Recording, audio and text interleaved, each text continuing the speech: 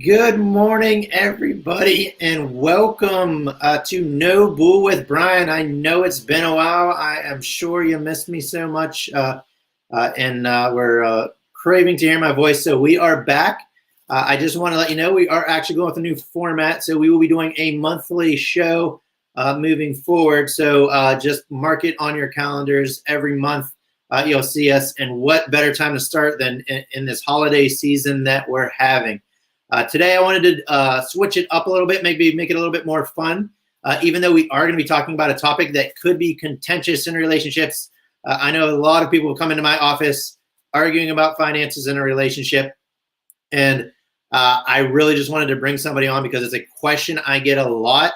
And I am definitely not the expert on dating, only the finance side. So I really wanted to bring in an author that can add a little flavor to what's going on in the dating scene now versus maybe a few years ago or even longer than that, and how it interrelates with finances. So please, if you're watching live now, throw your comments or questions into the comments section. If you're watching it later on, still throw your questions in there. We'll be glad to get to you after the show if there's something we didn't cover or something you really want to know about. And as always, you can reach out to myself. And speaking for Vince that I'm about to bring on, I'm sure you can reach out to him as well. Our guest today is Vince Guaglione. He is an author. He's written a few books that I really took to, and they're really great reads. One is Confessions of a Middle-Aged Short Guy with No Game. Being short, I completely relate to that situation in my life. And it's one of those things that just doesn't go away, so you can't really fix it. And then he has another book that really has some great information in it, and it's Why Are You Still Single? So with that, I am going to bring Vince onto this podcast, and we're going to get into it. So Vince, thanks for joining us today. Hey, thanks for having me.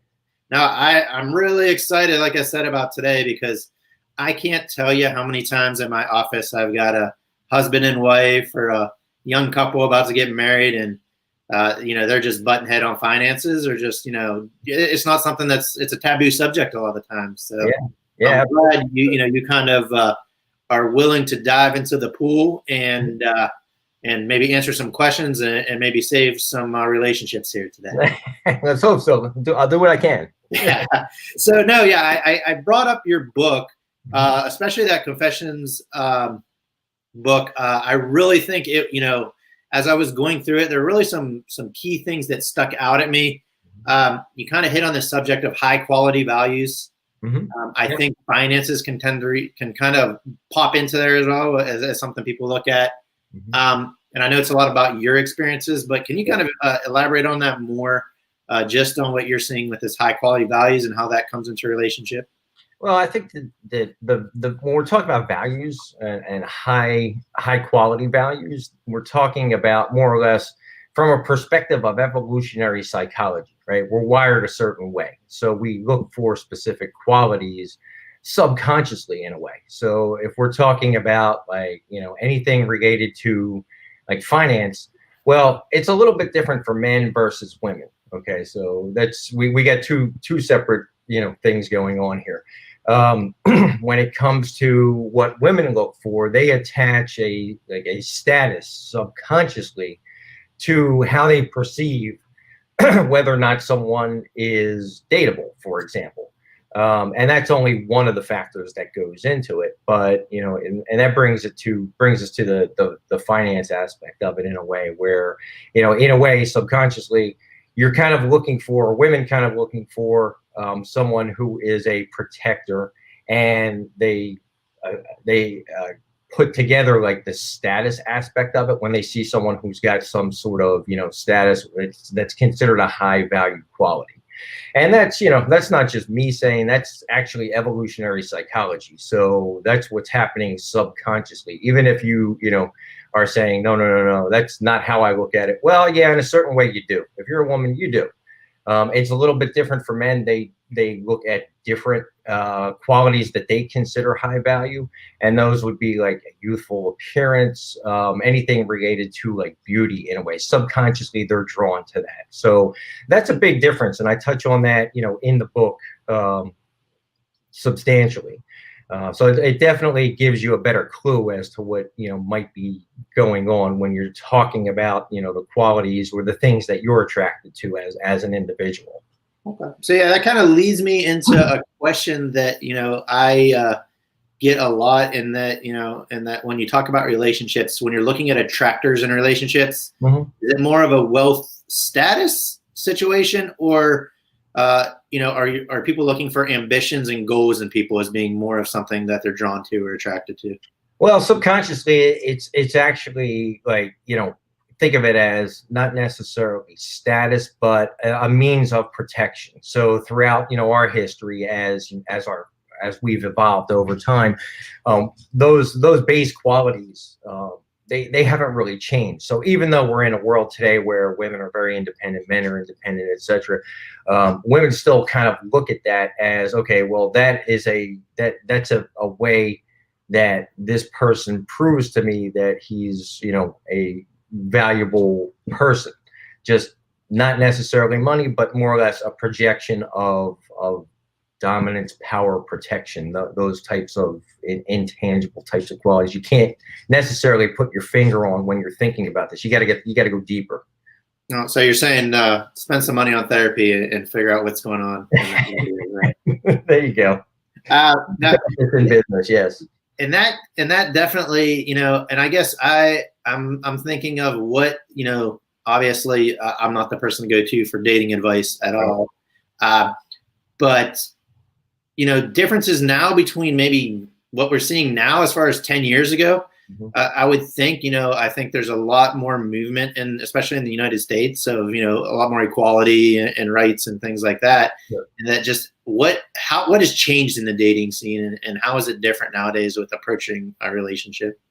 Well, that's actually a pretty wide topic to try to narrow down. There's a lot that has changed, but of course, if we're talking about dating specifically, we're talking about how we communicate, the type of things, the technology that we use to communicate. Those are big ones, of course. So that's sort of changed how people do dating.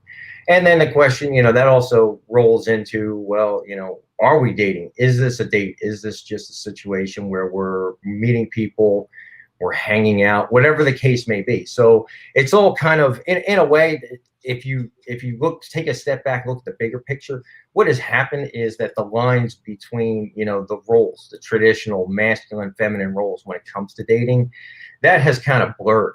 So that's causing a lot of confusion. So if we talk about, like a first date, well, who does the guy still ask the woman for the date, or they just, hey, let's get together and let's hang out, And then if when they are together, then it's like, okay, how do we handle who pays for the date, which I'm sure you want to talk about here, and if there are any taboos that are being broken, that type of thing. So the whole thing has just kind of morphed into this giant experiment now, where it's all mashed together, and nobody seems to know what the right thing to do is. There are questions that they never had before.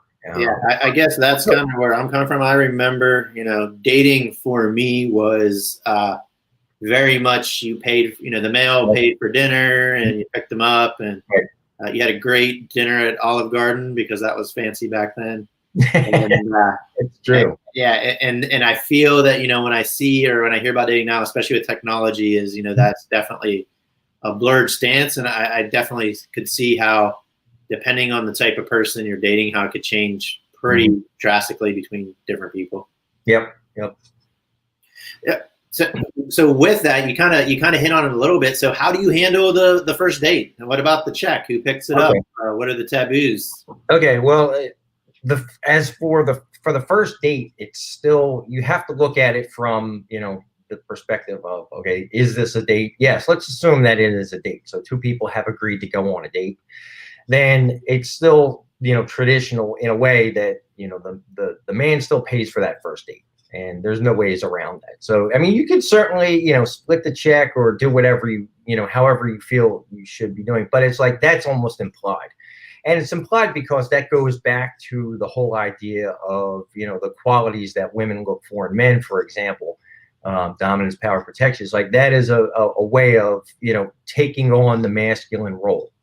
Okay, so I am on a first date, and it is my responsibility to pay for that date. And then the women, the women level, like, psychologically evaluate that. It's a subconscious thing, and it there's a certain amount of, I guess, there's a certain value attached to that. So if it kind of shows that you're a take charge guy in a way, which is what women look for. So, you go out on that date, you pay for that date. She doesn't have to reach for the check. Then, that is all positive. Okay. Yeah. I would love at this point, if women watching right now, let's throw your comments up there, and let's see if Vince knows you as well as his books spell it out for us guys, and trying to help the guys dating scene. All right, guys, there's no way around it. You have to pay for the first date. Or maybe the second or third as well. Right? Yeah, exactly. Now, so yeah, I mean, my bread and butter is finances. I'll talk with strangers about finances because that's what I do. But I think that's kind of one of those taboo subjects when it comes to dating. I wanted to really get your take on when is the appropriate time to start talking about it? Is it a first date thing? Is it before the first date? No, I don't think it's a first date thing. I think that, a lot of this depends on what the end goal is, right? So if your goal is to date in order to get to a point where you feel like you want to be in a relationship, you want to be in a relationship with this person, then, when you get there, then you probably need to start having some conversations, because you don't really want any surprises. If it's just a date for the sake of a date, I mean, none of that stuff really needs to come up. I understand, people do, background checks and this and that, and that's fine. They can certainly do that. But, if we're talking like credit reports or, having a load of debt or whatever, I think you could probably save that until you get to know a person better, because really what this is about is, if you are dating with the intent of meeting someone that you can start building something with, then, you want to find out more about that person, who that person is, his or her qualities, not the other, easier stuff to deal with, because those are more difficult, concepts. Those are difficult to pin down. Is this person, a genuine good person, horrible person, whatever the case may be. So there's a lot of things you have to kind of sort out up front. And it usually takes a little while to sort those out. And I would put, finances, I'd push it back a little bit. You don't need to know that right away. Unless I think the cops are looking for them in another state or whatever. Yeah. I mean, finances are definitely important in a relationship. I highly stress to my viewers, it's probably one of the largest issues I see once somebody is in a relationship with people I work with, because they haven't had those talks, because they kind of have different strategies, or got themselves into some situations that may definitely impact both individuals if they get into a committed relationship. Exactly. So kind of flipping it a little bit, what about if, a relationship is somebody that's maybe not so well off, or somebody that maybe comes from a rich family or a wealthy family? Right. What is the dynamic as far as, are those relationships that, I guess, how do you navigate that world right there? If you were, let's say, had some wealth and you really liked a person, but they maybe come from a different background and weren't really keen to the way that you lived. I think that's more or less a two-part question, right? Because you have, like, you're talking about, backgrounds and finances, what each person brings to the table. That's one. And then the other part of this is lifestyle, right? So if we kind of break those down, lifestyle is more or less, I think that's really key. Because if you have different lifestyles, then, you're going to have different attitudes about how to spend money or how to save money. If you have the same lifestyle, then that kind of, takes that out of the mix right away, which is good. But, so to take the second part of that, various or varying degrees of, wealth or debt, one or the other, that requires a little bit more thought as to how you're going to handle that. Because, of course, one person is bringing all of that to the table. They're bringing that into the relationship. The other person is bringing what their, what they have or don't have into the relationship. And those require discussions, So if, let's say, you have a situation where someone has a lot of debt and the other person has no debt, then does that other person, do they help pay that debt off, or do they change, how they do finances, where that person pays or puts up more of the money to deal with like the monthly expenses while the other person pays down the debt? So those require conversations. Yeah, I couldn't agree with you more. I remember a conversation I had with a couple in that one of the people in the relationship, it's actually the boyfriend, had a lot of debt, and his wife didn't, and they kept everything separately. And he couldn't join her in a lot of the activities they would do because he just didn't have the money to do it, and he kind of felt left out because of that. So I think that's definitely something that it can be slightly embarrassing, but if you're in a loving, committed relationship, it's definitely something to talk about of how do we get our lifestyles on the same page, even though our incomes may not be. Yeah, lifestyles that is really the key, because if you have one person who's, I'm going to do this, this, this, and this, and the other person can't do it, then they will feel left out, and they will feel like part of what they are looking for, part of what they want is kind of missing there as well. So I mean, that's something that requires getting on the same page, and at least being able to move forward together, because it's all about moving forward together. That's really the key in everything that you do. You have to move forward together. And that's one of those areas that can impact that for sure. Yeah. So I just want to give in a quick plug here, Vince, as we're kind of, getting into the meat of everything. Vince, great author. I highly recommend if you're a single individual, or even if you're not single and just trying to figure out how to navigate through relationships, or hear some great stories that Vince has gone through in his life and experiences. You can head to his website. I know you're on Amazon. Yep. And most of the book-selling electronic book worlds. But yeah, just a great guy. We're here with Vince, just answering some questions about finances and how they can potentially impact relationships, and maybe how to handle them or how not to handle them, depending on which direction you're going. Good. So jumping back into it, I'm really curious to get your take. I know you talked about the guy pays on the first date, and you're still steadfast on that rule. Who pays for what though? When you start getting into the relationship, when does that start evolving or changing? And is there a magic formula for who should pay for what when? Yeah, that's very subjective, and it depends on your individual situation and the other person's situation, of course. So yeah, I think that first date, we've covered that. Second, third dates, you can probably start having some discussions about that, or at least touch on that. Maybe if it's something where the one person is kind of strapped, and you kind of want to bring that out a little bit and say, hey, yeah, I'd love to meet again for second date, but here's what's going on. Maybe we can do something different. Maybe we can just go for coffee or take a walk or something like that. But I think that you need to get through a few of them before you can start having those conversations. However, when it becomes more of a relationship, where you're together, you're getting together, frequently, then you want to talk about that and decide, how to do that going forward.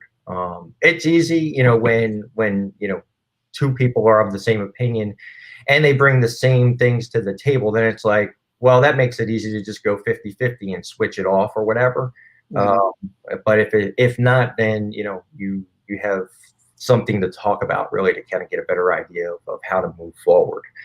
But yeah, it's interesting because it brings up a couple different pieces here where, more or less, this brings up the whole communication issue, right? So how good of a communicator are you?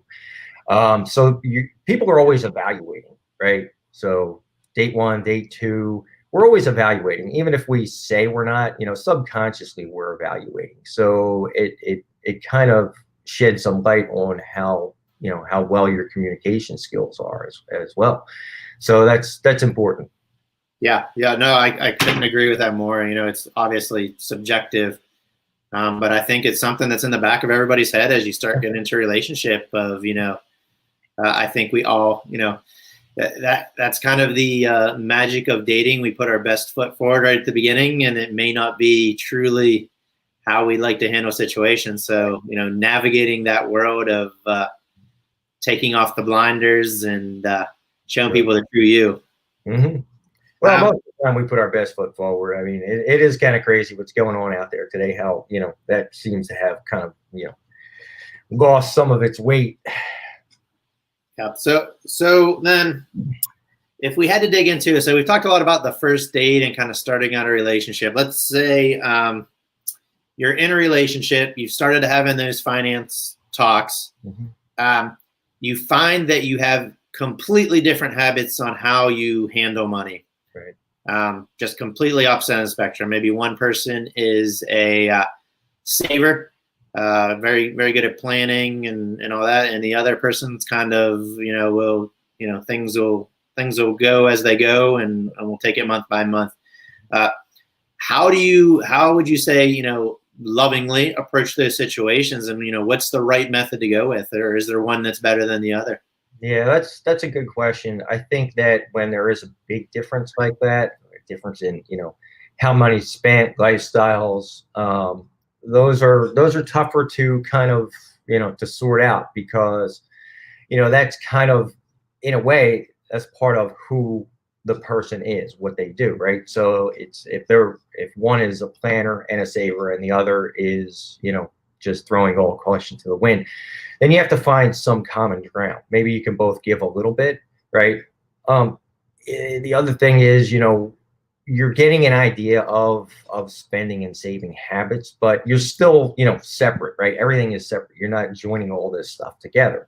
So, you do have that to kind of, at least fall back on, right? So you're not making any really big decisions in terms of those finances. But yeah, I think that you have to be able to bring things a little bit closer together, because that's kind of a recipe for disaster in a way. Yeah. Right? It's like completely different in one aspect that will affect both parties going forward, right? So I think you need to spend some time trying to figure out how to bring those sides together. And it might, be something as simple as, okay, well, I'm going to, go ahead and just throw caution in the wind for this little thing, or, maybe, once a week we're going out to dinner, I'm throwing caution in the wind, that type of thing, where the other person, some of what they're doing, they can rein that in a little bit. But again, that's another evaluation, right? So we're constantly evaluating each other, and we're trying to figure out, can we work in harmony together? So that's a big one, actually. Yeah, and that will be my plug to all the financial advisors out there. This is a great time to chat with one when you get to this point in a relationship. Get that neutral third party at the table that can look at both situations and really evaluate and figure out a strategy that works for both people. I found that's been the key, is that, both people have different strategies, but when you get them at a table with open minds, you find out that a lot of the goals are the same. So getting them on that same, common ground and figuring out how do we make everybody happy with the budgeter and the planner versus the free spender. So those are hot topics that I say address, as you get deep into a relationship, for sure, because it could be pretty poisonous if you let it kind of fester and sit there. Yeah, that's one of those areas that, there's no there's no getting around that. How many times have we heard, things fell apart because of like spending habits, or because of, finance situations. Yeah. And I think it's something that, people never really, spent gave any type of consideration in years past. It's like, if we look at our parents, like, did they really think about that when they were dating, when they got married? Probably not. Yeah, and usually what happens is that one person feels almost like a parent in the relationship, the mm-hmm. one, because they constantly feel like they're telling the other person what to do, or keeping tabs on everything, and it becomes a pretty detrimental to a relationship. Yeah. So Vince, we got a comment. It's okay to go Dutch if known in advance of the date. Communication is key. If they want to pay a less expensive place to eat is fine. So not about the food. It's about being with the person. Yeah, it's a good comment. We agree with that. I agree with that. A lot of people don't have those conversations, don't even bring that up, prior to, having the date. So if someone, is cool with that, yeah, I say that's great. Yeah.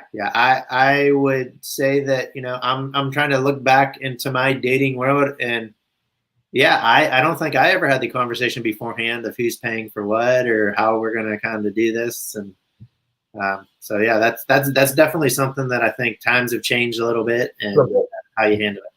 So we are in the holiday season, and we haven't spoke about politics at all, and we're not going to. So we are having a politic-free show, but I really wanted to get into the holiday season. We are in the time where people's budgets get blown, and gifts must or people feel they must be getting gifts for certain people in their lives. Mm-hmm.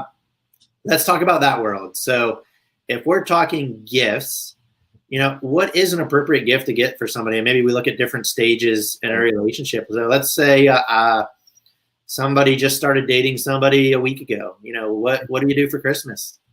Yeah, I think if it's a very short term, you've just met the person, you've been dating for a short period of time, then, small little gifts are great. Maybe if you this is actually a good idea. I think that if you're learning about a person, right, and you understand like what their likes are, the things that they gravitate towards. Let's say, for example, you find out someone is a really big, Charlie Brown and Peanuts gang fan.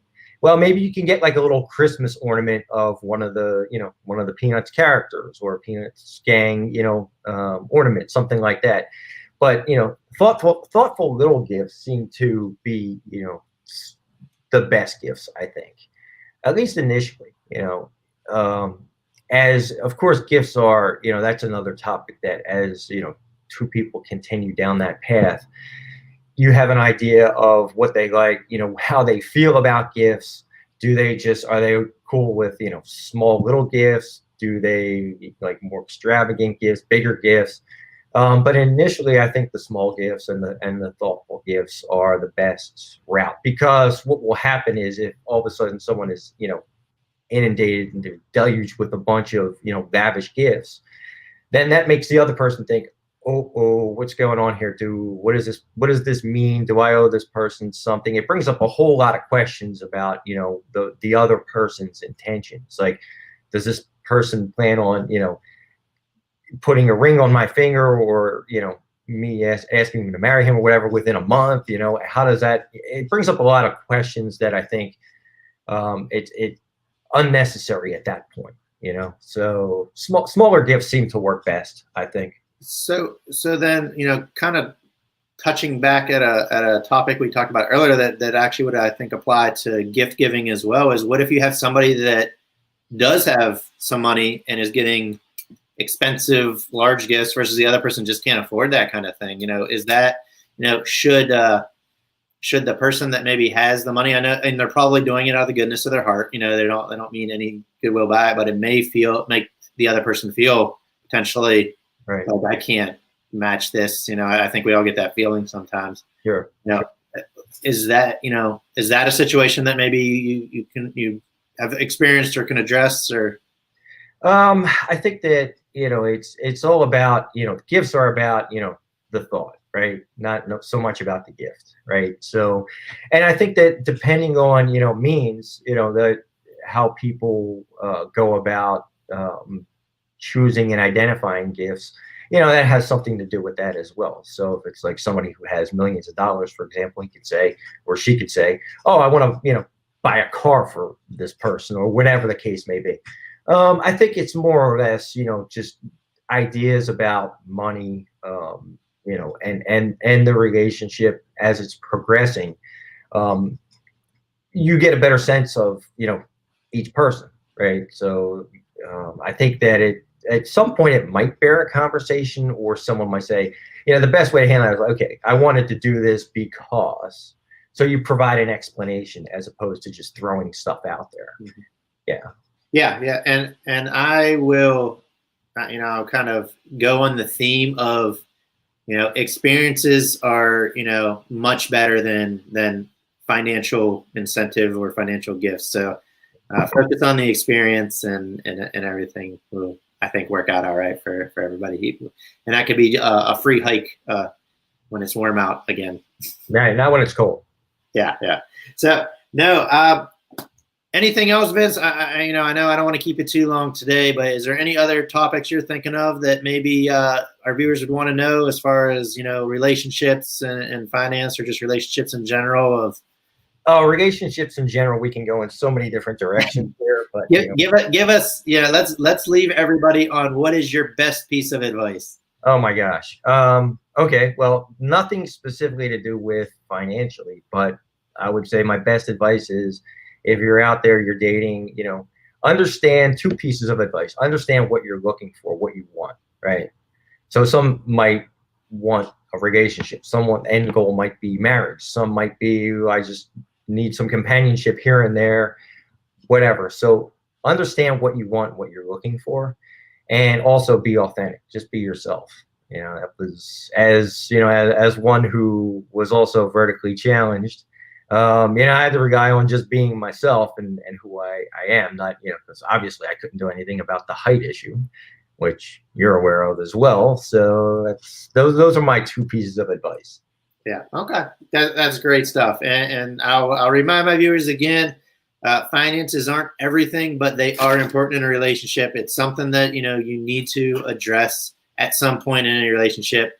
If you have any questions, feel free to reach out to myself or Vince, depending on if it's more about the relationship or more about the finance. Vince, I appreciate you coming on. Like I said, you've got some great books out there. I highly encourage my viewers to pick up a copy. Like I said, I'll hold up the first one. Yeah, even if you are married, there's just some great stories in there. Yeah, all the gory details are in here, and we do touch on a few of the topics that we discussed here today on the show. So perfect. Yeah, that's it. Yeah, I appreciate your time. Thank you, everybody, for joining in today on No Bull with Brian, and we'll catch you in a month. Thanks, Brian. Yeah.